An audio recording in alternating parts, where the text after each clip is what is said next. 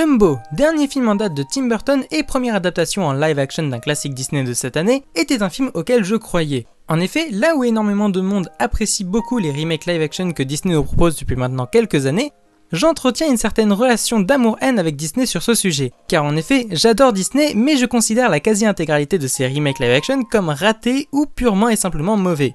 Pour faire court, plaisir coupable rempli d'incohérences qui a très mal vieilli, plaisir coupable au postulat complètement foireux façon Suicide Squad, ça passe sans être extraordinaire, c'est juste immonde visuellement, c'est un quasi copier-coller du film d'animation sans aucun charme, et je l'ai toujours pas vu. Mais l'année dernière est arrivé Jean-Christophe et Winnie, un remake live peut-être pas extraordinaire pour beaucoup, mais qui pour moi a été le meilleur film de l'année.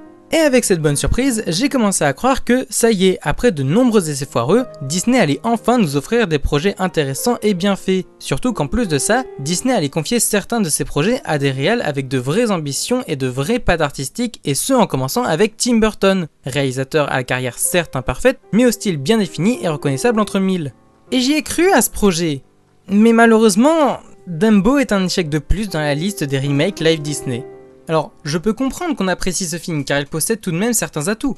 Le design de Dumbo en tête de liste, ce dernier étant beaucoup trop mignon et l'incarnation vivante de l'innocence, mais également l'ambiance crépusculaire amenant des couleurs chaudes au film ou encore le clin d'œil en fin de film au début du cinéma. Mais force est de constater qu'à côté de ça, le film accumule les erreurs tant dans ce qu'il apporte de nouveau que dans ce qu'il reprend. Pour ce qui est des problèmes liés aux nouveautés, beaucoup de personnages sont caricaturaux à l'extrême. Le père qui ne sait pas communiquer avec ses enfants, le méchant enfoiré qui ne pense qu'au profit, le gamin qui ne sert à rien, la jeune fille qui n'est définie que par son envie de découvrir la science et j'en passe. Il y a bien quelques personnages avec un développement et une évolution intéressantes comme Maximilien ou Colette, mais voilà, ils sont très minoritaires.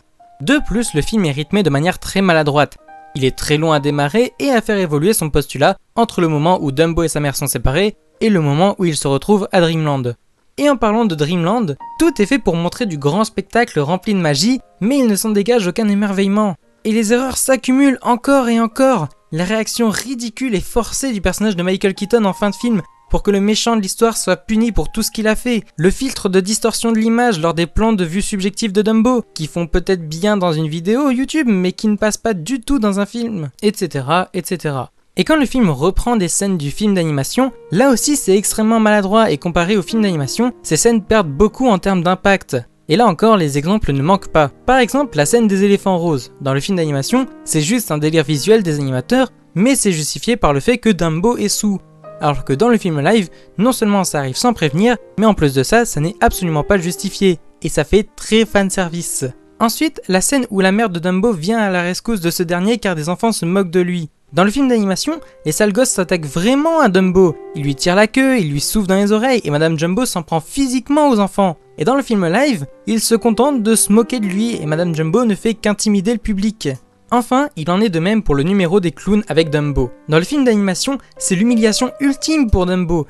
Après qu'il ait subi des moqueries, qu'on lui ait retiré sa mère et qu'il ait raté un numéro impossible à réussir, le directeur décide d'en faire un clown et tous les autres éléphants décident de le rejeter de sa propre espèce. À ce moment-là, il a littéralement tout perdu et c'est pour ça qu'on a de la peine pour lui. Alors que dans le film live, non seulement il n'est pas autant au fond du trou, mais il a quand même des gens qui le soutiennent et il réussit à s'envoler du premier coup. Je ne veux pas dire par là que le film d'animation est parfait, il a lui aussi ses défauts, notamment une ambiance très cartoonesque. Ni que Disney c'était mieux avant, car ce n'est pas vrai. Mais si Disney continue à faire des remakes live de ses classiques, il ne faut plus qu'ils soient portés au nu, s'ils ne sont que corrects.